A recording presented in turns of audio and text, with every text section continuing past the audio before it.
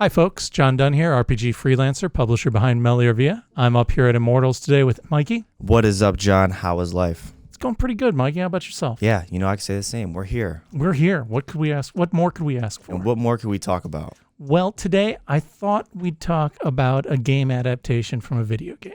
Yes, because, I talk about video games so much. And you know a lot more about them than I do, so maybe you'll take the spotlight tonight. I know, and John came to me and said, hey, do you know anything about Dark Souls? I said, yeah, I've heard of Dark Souls, and I'll let you discuss more. I haven't played Dark Souls, by the way. So I told him, have not played Dark Souls either. I told him, quote me if I'm wrong in the comments, Elden Ring is connected to Dark Souls in some way. We know Elden Ring's a very popular RPG right now. But yeah, take it away. All right, so Dark Souls RPG is published by Richard August and Matt Hart. They've done a lot of work on Modifius stuff. They've also done the Epic Encounters line that we talked about, right? So this is published by Steamforged Games, which is the same company as those Epic Encounters sets that we talked about previously. This came out in fall of 22 in hardcover in the US, and it is based primarily on the Dark Souls 3 video game. I haven't played this line of games, but my understanding is there are some setting differences between the different ones in the series.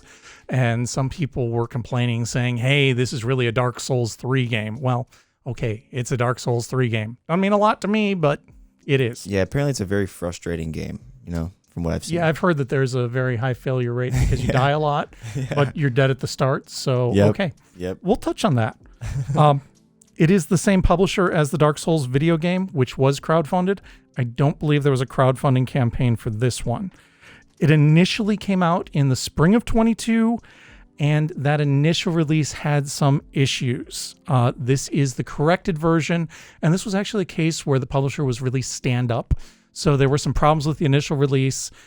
The publisher looked at it and said, you're right, we're sorry. Everybody that's got a copy, you're going to get a replacement, not just electronic, but we're going to send you a new print hardcover replacement if you've bought one already. How often does that even happen, dude? I mean, it's not enough that people are that level of stand-up. I was impressed. In any case, the ones we've got up here at Immortals are the revised version that came out in the fall. The game system is heavily based on D&D 5th edition. However, everything you need to play other than dice are in this book. So you don't need D&D 5th edition books to use this.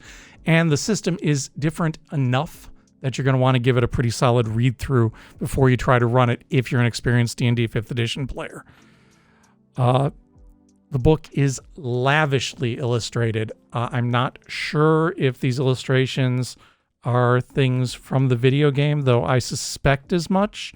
When I was looking at it, I did see writing credits, editing credits, playtest credits, design credits, but I didn't see an artist credit. It's possible I just missed it, but I suspect that a lot of that artwork came from the video game, so it's essentially licensed art, so it's covered under that license. Game screenshots. Exactly. Could be. Yeah. Could be. Not positive. The basic concept of Dark Souls, as near as I can tell from reading this, is you're already dead. You're going to die again. You'll get better when you do, right? Die a lot. Yeah, die a lot. So the book it's about 400 pages. Just going to kind of break it down, go through it chapter by chapter. First, around 45 pages or so are the character creation material. There is no race choice. There is no alignment choice. There is no language choice. Apparently, everybody who's dead speaks the same language, and everybody who's dead is essentially the same species background. Hit points are replaced with position, which is kind of a spendable resource. So yeah, you will take damage, but sometimes when you go to trigger special abilities, you're going to use some of that position to trigger them. When you're creating your character, you do have backstory, you have memory, you have drive. These are kind of instrumental in setting yourself up with luck point equivalents, things that will give you rerolls when you need them, and features like that. Characters do have origins instead of backgrounds, kind of. There are 4 of them: Brute, Fencer, Jack of all trade, and Caster. These basically set up your character's statistics, so strength, agility, dexterity, all those good stats come from what your origin is. It also gives you some special effects, and it does set up your starting position. Remember, that's the hit points replacement that I mentioned earlier. There are 10 classes. There are 20 levels for those classes. The classes are Knight, Mercenary, Assassin, Warrior, Thief, Herald, Cleric, Sorcerer, Pyromancer, and Deprived. All the classes give you a starting skill list. They give you some abilities that are going to improve as you level up, and they give you your starting gear. The next 58 pages or so are the core rules of the system. A thing that's interesting about this that I think draws directly from the video game is that souls are your currency. When you kill somebody, you take their soul, and that is a spendable resource. You can spend it both to buy things and as XP. When you die, you lose all the souls that have not been spent. I believe that's a thing that's directly out of the video game too. That's rage and filling. I didn't know that. Yeah. So when you visit a campfire, and boy howdy does that feel like something that was a save screen in the game that they said, yes, we're going to put this into the tabletop game. When you visit a campfire, you can spend souls to partially advance your character. There we go. And things like that. You can bank souls. So if you went to a campfire and banked stuff and then got in a fight and died, you'd reset to wherever that last campfire was. Yeah, I'm going to start banking. I'd be a soul banker. Like I said, it feels kind of a weird fit to me for a tabletop game, but I get that they are trying to adapt the video game directly. When you die, you respawn, you restart, you lose the unspent souls, and you suffer from hollowing. Wait, howling? HOLLOWING, okay. like hollowing, like taking the guts out of a tree, right? Okay. And if you hollow too much, bad things, right? Yeah, you lose. Turn into a jack-o'-lantern. You lose memories. You lose elements of your personality. I think eventually you can become a mindless undead. I mean, just hollowed out zombie. Pretty much, yeah. Yeah. And then there is a section here on madness and the bloodied, which, as you lose memories, you lose attachments, things start to disconnect, don't work so well. Realistic. Mm-hmm.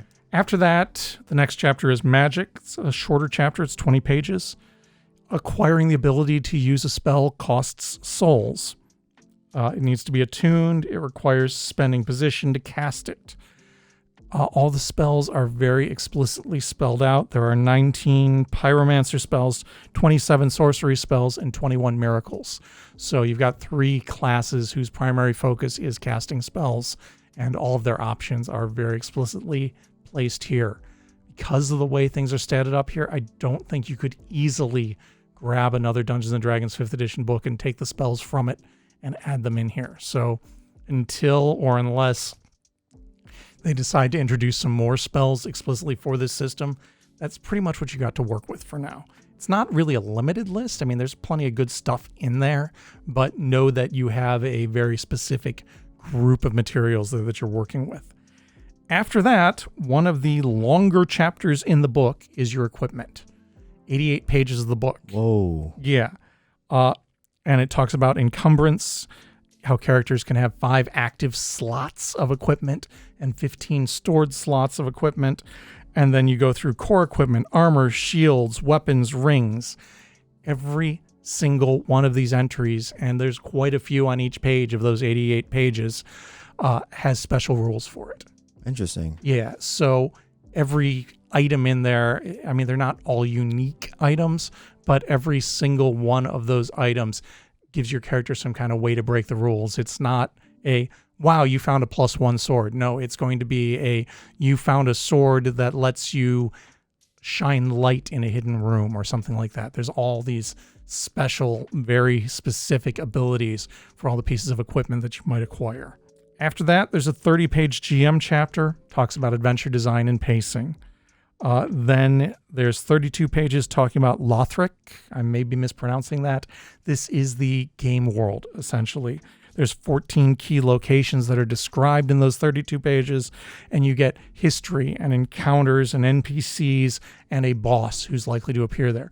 When talking about encounters, they are set up very much like video game levels, where you're going to encounter weaker NPCs, and then you're going to encounter a boss in order to defeat that part of the game.